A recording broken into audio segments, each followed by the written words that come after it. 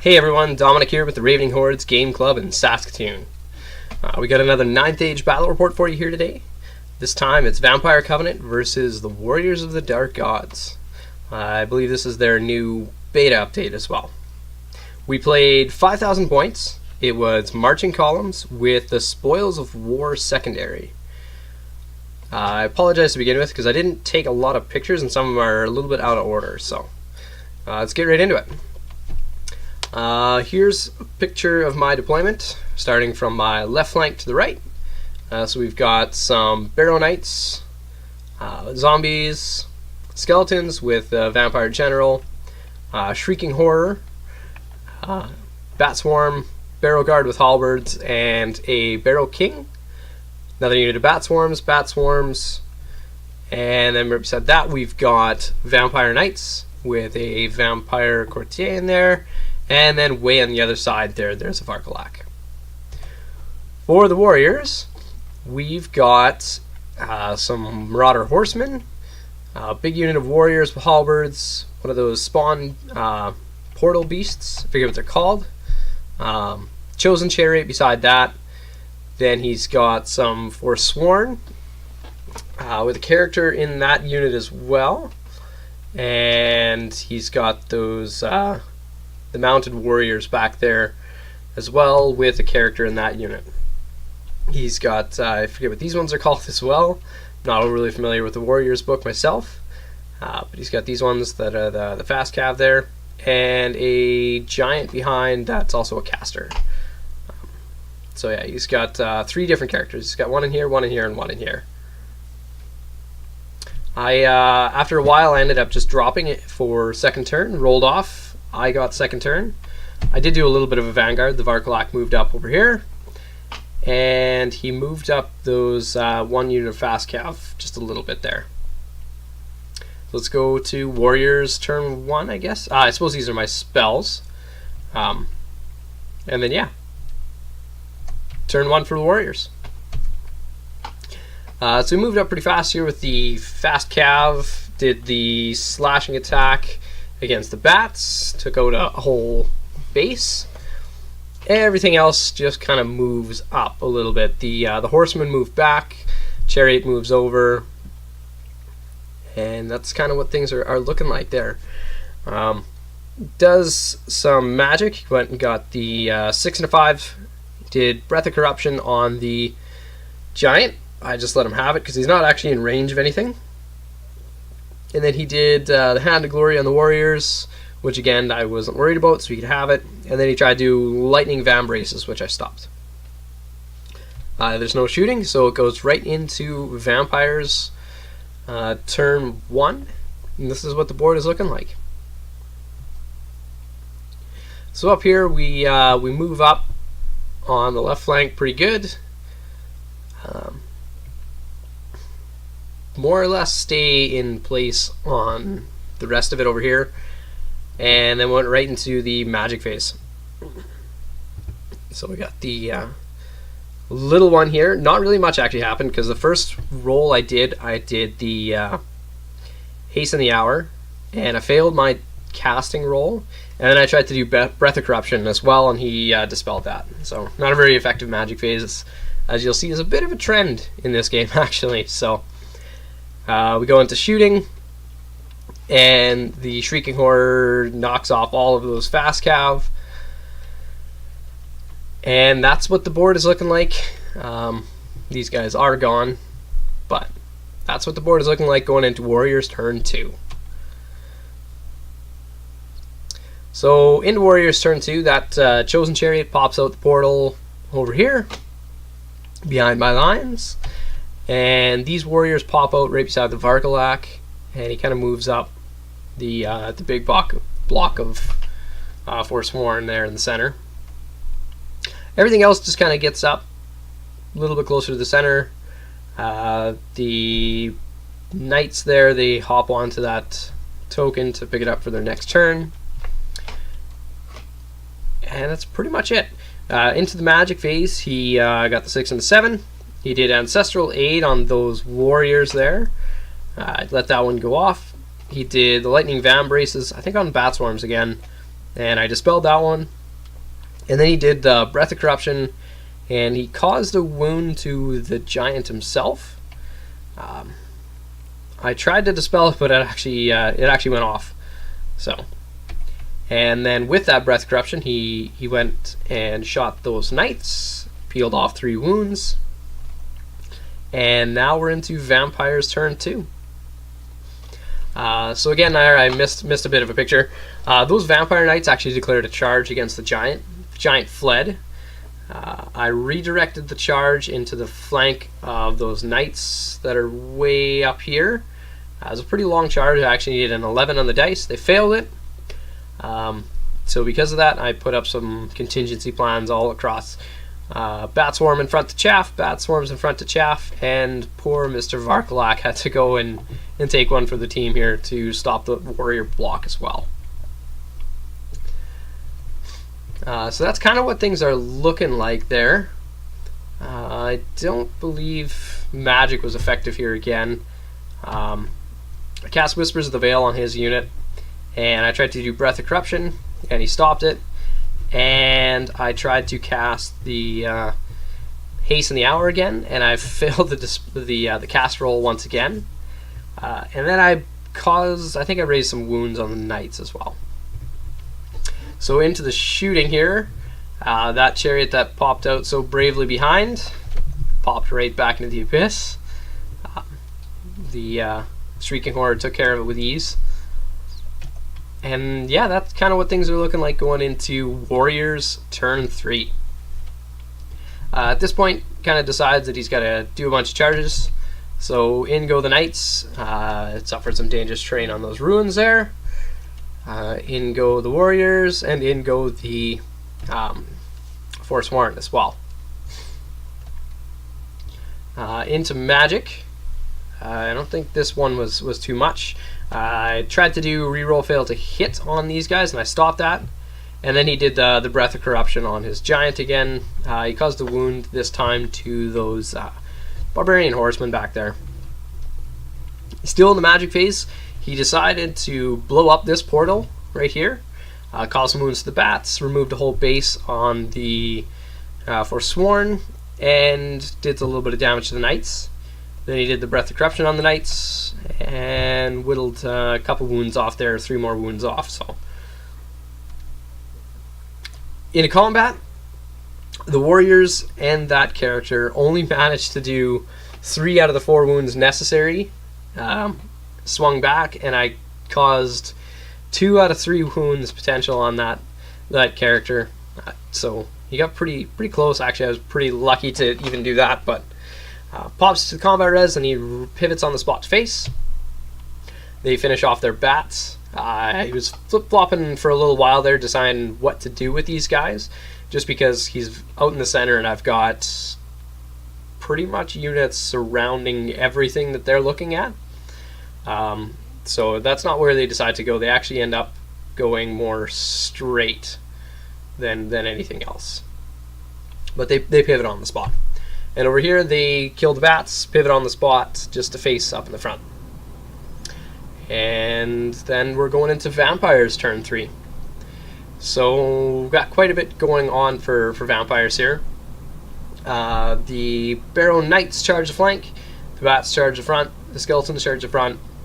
Hindsight 2020, I should have done this charge better, but these Knights charged the Forsworn, and the Barrow Guard charge the Forsworn as well. Everybody makes the charge, so there's that one. And here's me thinking I could have got more in than what I did. I thought I could have got the Barrow Guard over on this side, so I decided to go over here. And then when we actually measured up the laser pointer, that's as far as I could get in, unfortunately. So that's what that one's looking like. Into the magic phase, I tried to cast Whispers of the Veil on those Forsworn. He dispelled it. I raised some zombies back here, planning on him running and maybe taking some more dangerous terrain tests. And then I also raised some more wounds on these Knights. Shooting phase didn't do anything because I didn't have a target. And right into the combat. up here, like I said, I didn't do that one very well, and then didn't cause a lot of damage either. I ended up losing by 3 and reformed to ranks, and then just maximized contact. Over here, we killed the unit around his general there, and his general fled. I restrained the pursuit with those skeleton block, as well as the bats were actually out of combat. These Barrow Knights, though, they managed to chase him down, so I didn't even have to have those contingency zombies there, which worked out pretty decent. So, but that's what the board is looking like going into Warriors turn 4. So just like I figured, those that big block of Warriors comes into the flank there. Elsewhere, he moves the slave giant. It used to be right up in front of these zombies. Moves it around, and then he moved the portal beast back so that I can't actually charge these Barrow Knights around anymore, because I'd hit my own zombie, so I'd have to wheel back out of the way first before making my turn. So, but yeah, and then we go into magic. Didn't do too terribly much. The only thing he got off there again was the breath of corruption on his giant, and he caused a wound to the giant, and shot at the I believe he shot at the Shrieking Horror this time. Didn't rolled really low and didn't cause any wounds. Into this combat, they came in and destroyed. I took my last.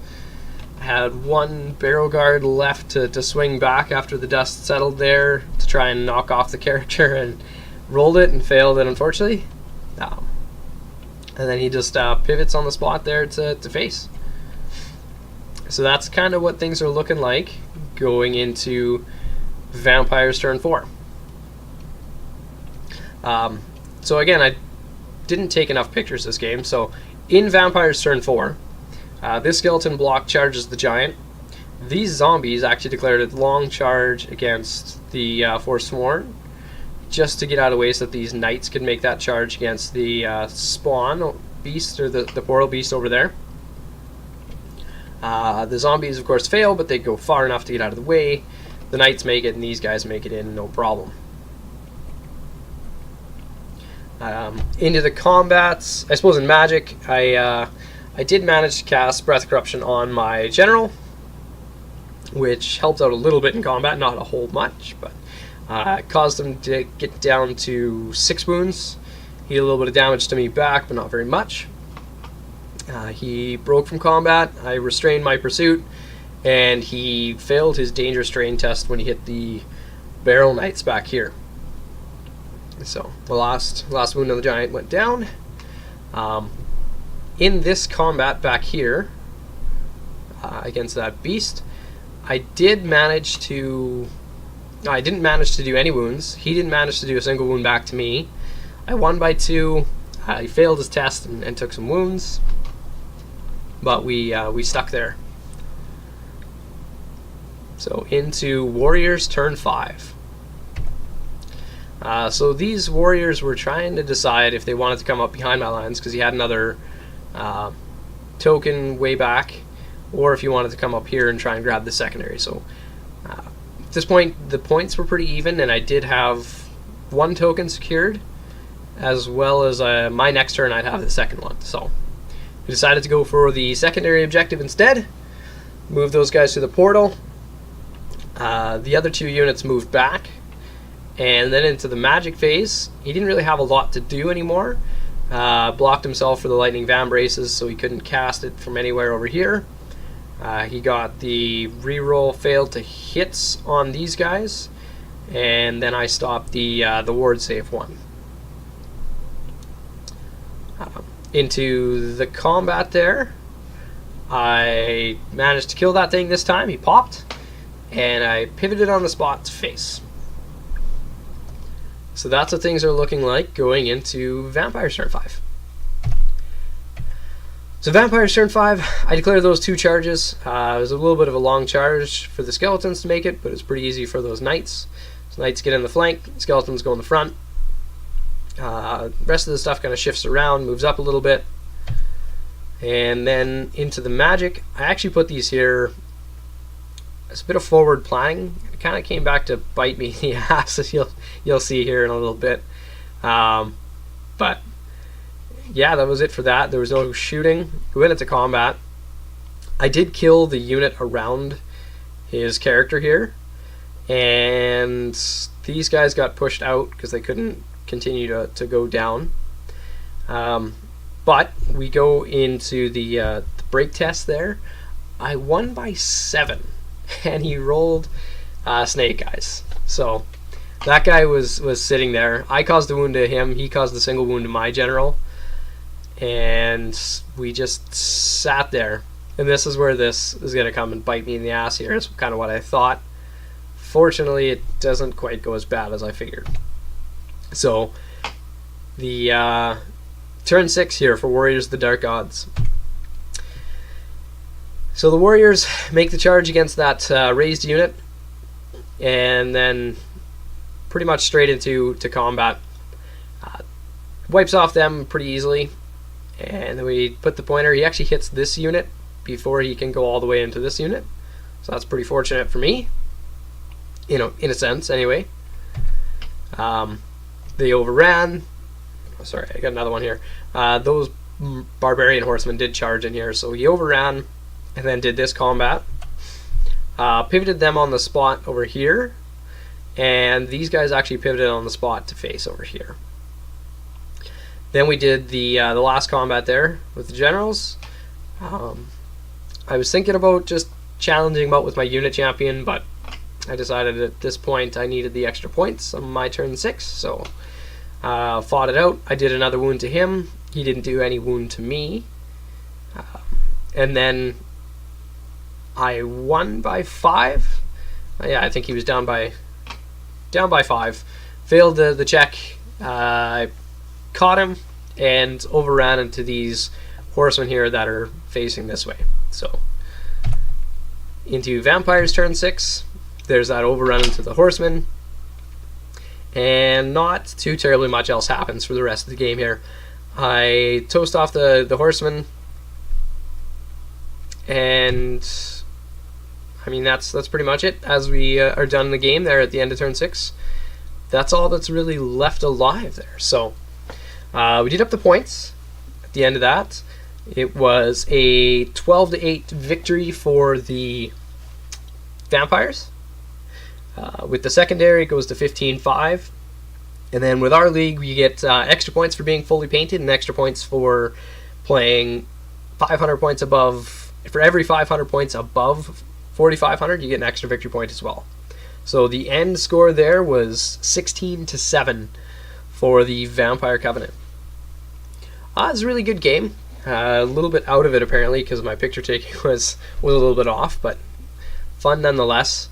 Don't think there was too terribly much that went awry. There was a little bit there with the combat that was happened here with the knights on the flank and stuff like that. Just a little bit of weird positioning and other things there. So we just decided instead of slowing the game down just to play it how we thought it should play out. And yeah, since he got the snake eyes, it worked out pretty good for him. So that's the game. Hope you guys enjoyed it. And stay tuned for the next one. We actually have a local tournament coming up next weekend. So I should have a couple battle reports from that as well. Thanks. Stay tuned.